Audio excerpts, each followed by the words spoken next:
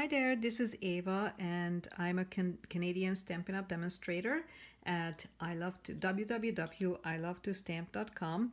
And today I bring you another fun card created with Pigment Sprinkles from Stampin' Up!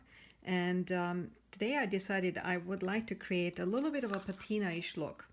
And I wanted to use the Tasteful textures and the coordinating dies, which is called Tasteful background dies. I have super loved this particular die because it has really beautiful dies in it that you can play with so much.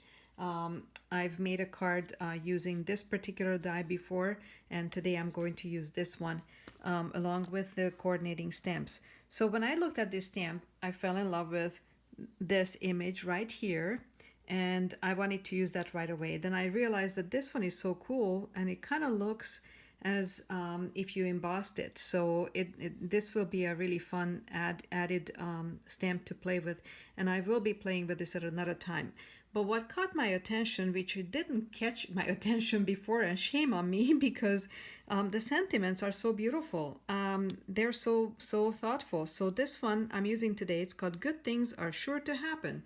What an uplifting sentiment is that? And the next one, take time to do what makes your soul happy. Beautiful, I love this. And thanks for making it easy to believe in myself. Again, what a beautiful thank you card to someone who really believed in you, right? And then this one, you're one of those people who make my life better just by being in it. Again, I love this stamp set now. Again, these images were what caught my eyes first, and I don't typically talk too much about stamp sets as far as the sentiments and stuff, but this one is really, really beautiful. So if you don't have this one yet, first of all, I'm going to make you fall in love with it today by doing this card, but you will need it because of the sentiments. So there, that's my little disclaimer right off the get-go. So let's get started with this. And as you can see, I also used in the background of my card a little bit of embossing. It's the Scripty 3D embossing folder, which is my current favorite. Can't live without it. So I really recommend that as well. So let me get you started and show you how I created this gorgeous, gorgeous background. Again, I'm still loving Pigment Sprinkles. So let's just get this going here so you can do it on your own too. So I'm just gonna go ahead and use a paper towel here. And it's very simple. It's just so very simple. So all I'm doing is I'm going to sprinkle some Bermuda Bay, and I'm gonna be quite liberal with this. So, and I'm just sprinkling it all over, and then I'm going to add Granny Apple Green. And again, I'm going to be a little bit more liberal than normal. So there. Okay, that's good enough. And what I'm going to do is I'm going to put these aside right now and get my Stampin' spritzer, which is what you'll need, and fill it up with water. Make sure you have enough in there. And then I'm just gonna spritz it.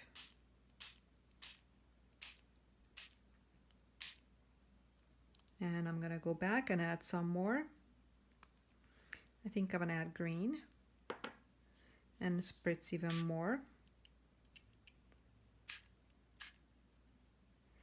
And that's it. So now, what I'm going to do is I'm not going to allow this to dry as is, but I'm going to take a paper towel and I'm going to lay it on flat on top of it. I'm going to remove as much liquid and just allow this amount to be on there. Actually, in this case, I think I'm going to go back and add a little more. So that's the beauty of Pigment Sprinkles. You can add more, you can take away, depending on if you want to add some water to it, more water to it or not. So I'm just going to go ahead and add some more color in this case, because I kind of like that darker look. And I'm gonna actually let it run a little bit too, or maybe spray it a little bit more. So you can play with this however you want to, as you can see. It's really, really cool. So I just love this effect. And I always try to pick up from the edges if the ink is running, and then just kind of let its magic work.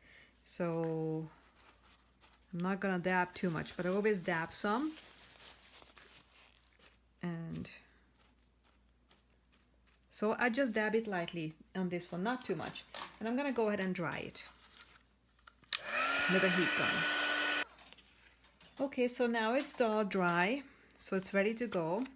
I'm going to pull this away, put my sprinkles away, and next step is going to be stamping on this using this beautiful image. And I decided to use soft suede for the first time, so I'm using soft suede, and it's going to look a little bit harsh at first. In fact, I almost changed my card design because I didn't think it was going to work, but then I liked it after all. And the reason I liked it after all is because I went back and added some other colors, well, one color to be specific, which is the terracotta tile, which is a brand new color we have. And I'm just going to wipe this off really quick as much as I can. Okay, so terracotta tile, let's talk about that. What a beautiful color this is, so fun. And I didn't want to use the full-on color, so I stamped off once and then I stamped on a little bit lighter, and that's all I used, just one. It was no more than that. You can use more if you want, but I only used it one time. The next step is going to be really quickly just to die cut this, and it's kind of like right there. So let me go ahead and die cut this and I'll be right back. And I'm back with the finished die cut panel. How beautiful is this? And I also cut up paper already, and I'm going to mention the dimensions on my blog, so come check it out if you would like the measurements and also a PDF tutorial of this that you can download. But I decided to back it up with this because I just thought the contrast was so beautiful. The next thing I did, which I already have done, just so that we can speed up this video, is I took my soft suede ink pad and a dauber, and I basically embossed the front of my card front with the Scripty 3D embossing folder, and I just touched the edges of it with the soft suede and using the dauber, so that it's a little bit more accented. And that's all. Sometimes I do this to my cards. It just gives it a little bit finishing and touches, so I like that. And next thing what we'll do is, and what I always recommend when you work with watercolor papers, is that you use tear and tape. So that's what I'm going to do. I'm just going to attach this to this and then to the card front. So that's what I'm going to do. So I may speed up the video because I don't want to bore you with that, or maybe even cut it. Okay, so I finished pulling off the backings from the tear and tape, and I'm going to adhere this to the matting in an angle. If you've seen my blog, you know I love to angle things, so now I'm going to go back and add more tear and tape to this, to the backing as well. And the reason I'm doing that, even though this is just a regular cardstock, but I'm attaching it to something that was embossed. So just to be sure that it's going to glue together pretty good, I want to make sure. Tear and tape is for sure not going to come off. Okay, now I have attached the tape, and I'm just going to basically attach this to the card front. And I am lining up my art panel to be straight against the card front. So that's basically it. Now, to speed up again the process, I have already stamped my sentiment. This one is on Whisper White cardstock. I'll have the dimensions on that on my blog. And I used the beautiful terracotta tile ink pad for that.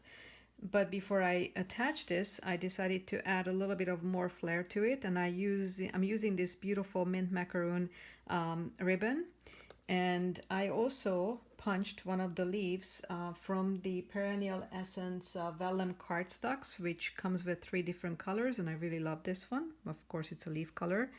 So I'm just going to attach these, and first I'm going to attach just with snail the leaf the way I want it to be positioned, which is like this.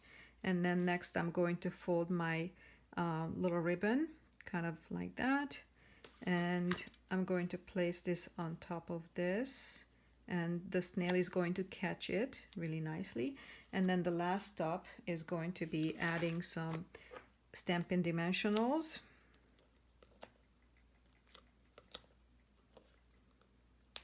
And that'll be pretty much it, other than cutting off the ribbon to the length I want. And maybe position it a little more. Let's see if I like it where it's at. So now I can still position it, so that's really good. Okay, I'm happy with that. So I'm just gonna place it down here. And now I can go back and cut off my ribbon where I want it to be. So I'm actually good with that. So the rest is good. So there you go. How easy was this card to make? And once again, it's because we have beautiful supplies. And look how these two cards are different, simply because of the pigment sprinkles. And how effective is this? I think I've seen some of my customers ordering these, so I think hopefully you will be enjoying them as well.